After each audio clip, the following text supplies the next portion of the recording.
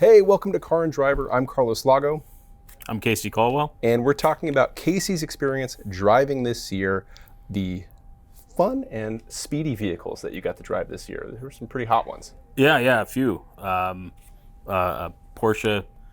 718 GT4 RS and the new Corvette Z06 and the new SL63. And one incredibly not so fast vehicle that we'll talk about later. Yeah.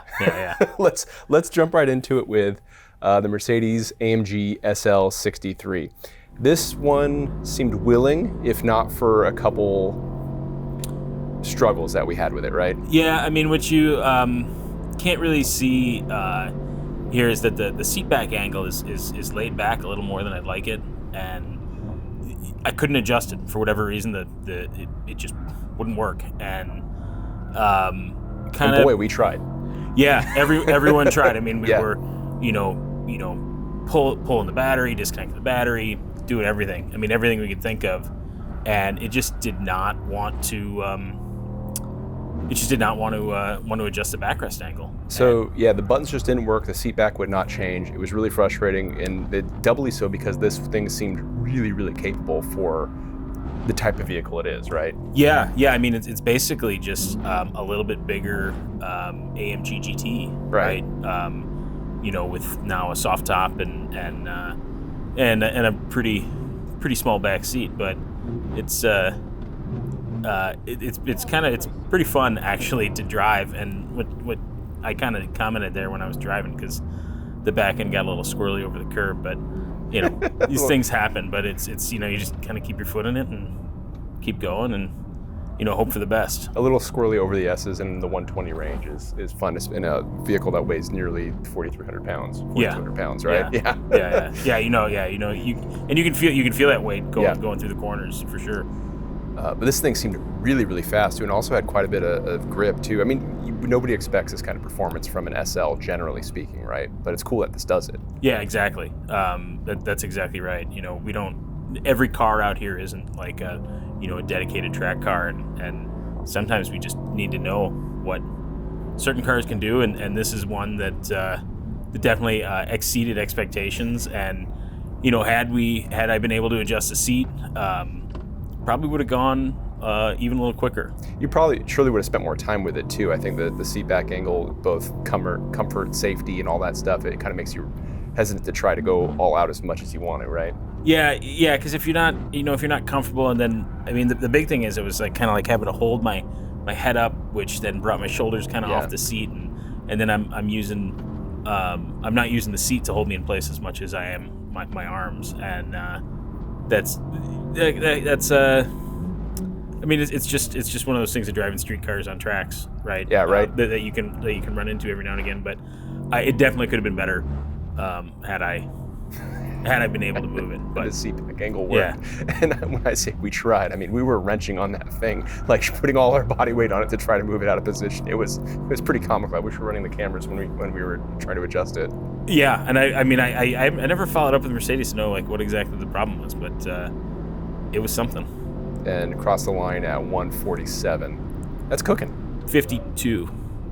Oh, miles an hour. Oh yeah, Yeah. So that was good. We're gonna now move on to, that was really the only street-oriented car of this group, right?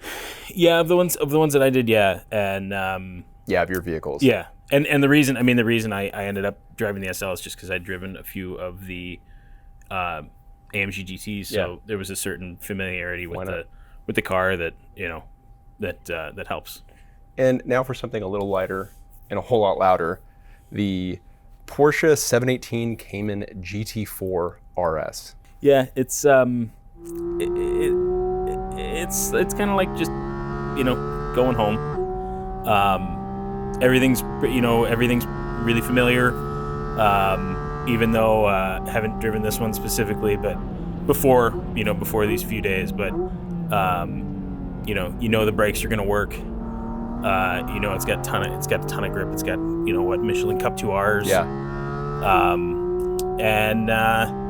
We knew going in that it was it should have been. I mean, according to Porsche, it should be a little bit slower on a racetrack than than a GT3. Right. I mean, you'll see here in a minute. I end up going a little bit quicker. Just, I mean, as barely. I mean, I went a tenth of a second quicker around this track than in the GT3 I drove last year, and it's all the second half of the track where the GT3 or where the GT4 started to pick up. Yeah, it started to pick up. Like through here, it's the GT3 is actually a little quicker. Mm-hmm. And like particularly in that last corner, but where the track's a little slower after the turn in here after the straight, and the GT4's nimbleness just like takes over, and I mean it's fantastic, and it'll do it all day. As sort of the general speeds drop, this thing can kind of come into its own around a tighter, smaller area. Yeah, the transient response and the turn-in speed. Yeah, and and like this is one of the cars that like really turns well, so you can double apex that corner. Yeah.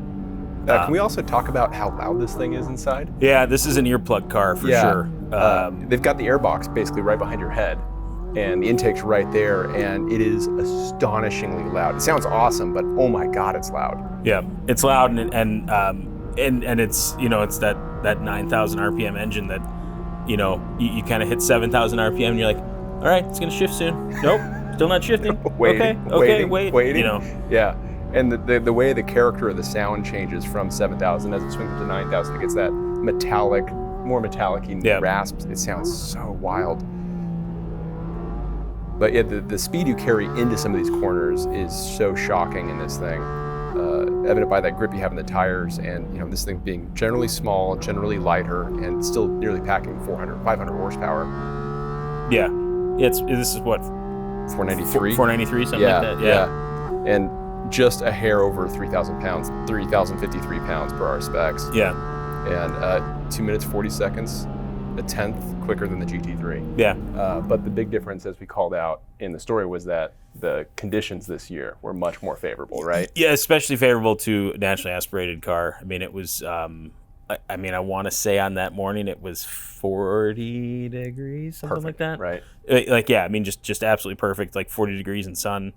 And, I mean, that's kind of how, that's kind of how it goes. Like some days you get lucky, some days you don't. Yeah. And, the naturally aspirated cars definitely got lucky. Speaking of high-revving, naturally aspirated two-door coupes that are mid-engine, let's turn it up a little bit and move on to the Chevrolet Corvette Z06. What are you thinking coming into this? I mean, nervous for sure. Yeah. I mean, had real high expectations of this car. Had talked to the Corvette engineers, and they were like, yeah, it should run about the same as the C7Z R1. Which had about, that was what, 755, whatever. That's a million horsepower. Yeah, it had like a lot more power, so it was quite a bit faster in the straight. And but it was, but GM came out, and GM has always been really good at supporting us.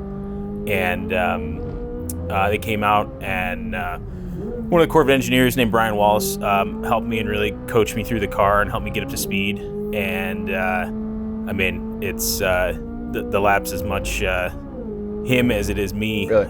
Yeah. I what areas did you find really stood out under his guidance? I mean, it's just the confidence in the S's, which is always something during our 3 days. It's like you kind of, the first time you go through, you're like, all right, okay, go faster. Go faster. Yeah, inch up. Right? Yeah, kind of baby step, and just knowing. I mean, that's the fastest I've ever gone through that corner. 100 miles an hour through that corner is cooking. Yeah, that's moving. Yeah. And as you can see at this point, I'm a little entry oversteer. Yeah, a little bit. And you can see I'm kind of starting to chase down Dave Beard in a Lamborghini, and which was just a hoot to do. Yeah. But yeah, this car like the Porsche, I mean, it stops like no other. Really, I did find there was a little sensitivity to the temperature of the tires. Like if I did a cool down lap, or if I did a hot lap and then a cool down lap, and I didn't get the tires back up to temp. Yeah. The brakes were a little like a little wooden, like not not the feel that I like. Went outside of the tire's ideal temperature range. Yeah. I can say that having tried to do a couple of drifty shots with this, it does not like being sideways on these tires. Yeah. Yeah, it does not like it at all. It kind of is like, no, you need to go straight. Yes, yeah. And We hooked up or we're not. That's it. So we'll talk about this hopefully in another video. And you could rewind there, but that was a big spin I had in this car. We could put that in. Huh? We can put that in later. Okay. If you're okay showing that off. Oh, yeah. Show that.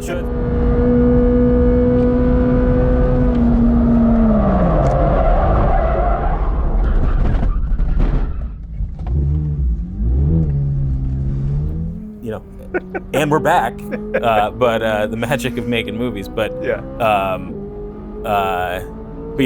a big spin, and but still, it was it didn't really shake my confidence in the car.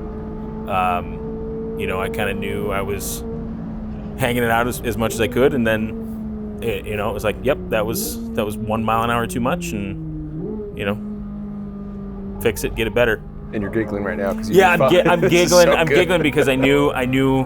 I went about a second quicker than we had gone in the ZR1. Yeah. And I was also giggling just because I was chasing Urcon. Yeah, I was chasing the Urcon, and I was just. It was just that was a lot of fun. That was probably the most fun I'd had in a car there in a long time. Like just genuine giddy fun. I don't know if it gets much better than that exact scenario that you just had, because Dave was on his hot lap in the Urcon. Yeah, I know. That was really cool. Yeah.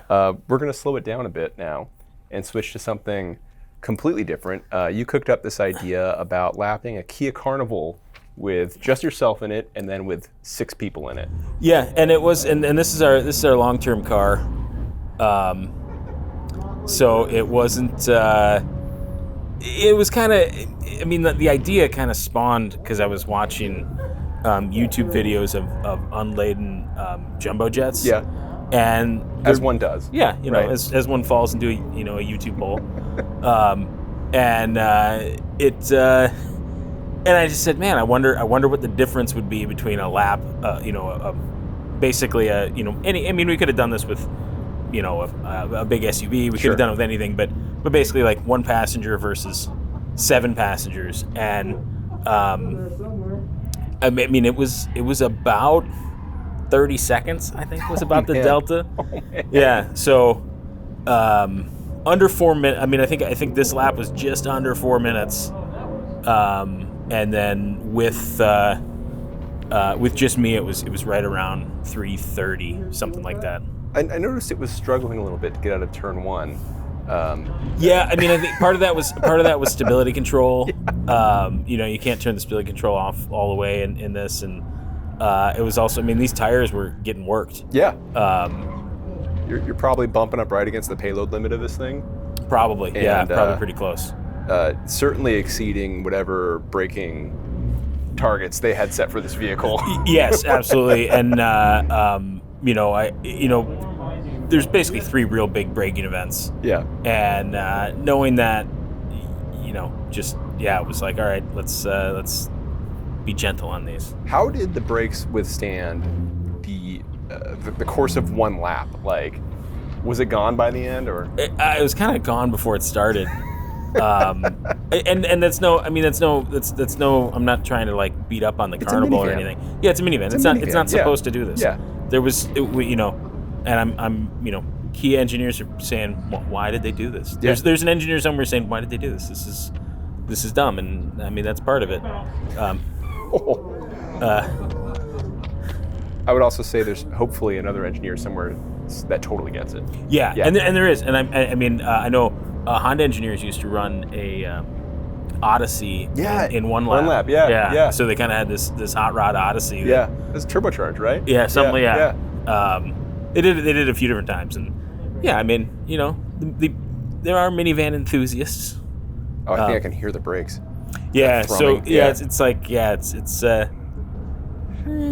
So this seems like one of those ideas, like driving a golf cart around a racetrack, where it's really cool for like the first third, And then 5/8 the way through it, you're like, oh my God, what have we done? You're like, yeah, you're like, okay. Well, and five, also it's like, right around here is about the halfway point. Yeah. And you kind of go, all right, let's just, Just finish. Like, nothing, brakes don't catch fire, don't knock a tire off a bead. Did anybody get motion sick? I don't think so. You asked me if I wanted to go, and I said no, definitely not, because I definitely would have gotten motion sick. Yeah, and that would have been a bad time. I'm like you. I'm not good as a passenger in cars. Yeah, it's no fun for anybody. Yeah. And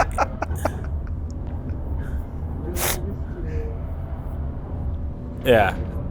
I love seeing all three in the top right sliding back and forth, just bouncing off each other. Yeah.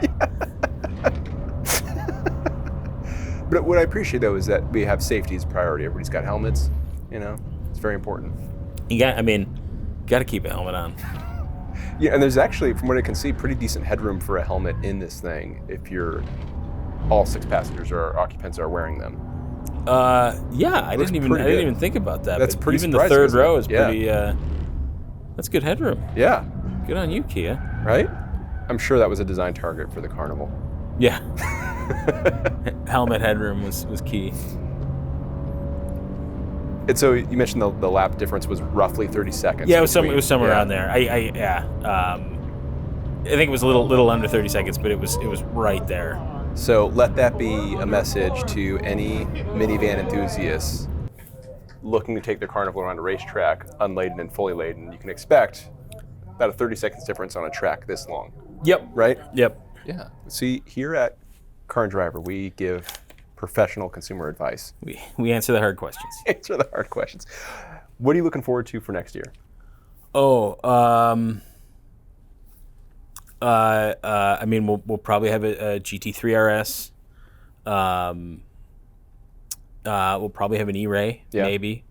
Fingers crossed. Yeah, fingers crossed. What else?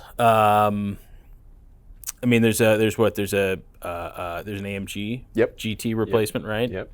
C63. Yep. Hopefully have. Yeah, that 4-cylinder hybrid thing, right? Yeah. So, what else? I'm trying to think. Ideally we'll have a McLaren Artura, and probably Ferrari 296. That'd be great. Yeah. Yeah. So there's. It's always. It's a little early yet to start planning, start thinking, but yeah, it's next year should be a pretty good crop. All things, and fingers crossed. We're gonna there's some insane cars being made right now. Yeah. And there's there's that the AMG 1. Yep. The Gordon Murray car, the GMA, the Aston Valkyrie. We try to get them all. Fingers crossed we'll get one of those at some point. It sure would be neat to see them there. Yeah. Yeah. Thank you guys for watching. Stay tuned for more, and we'll see you next time.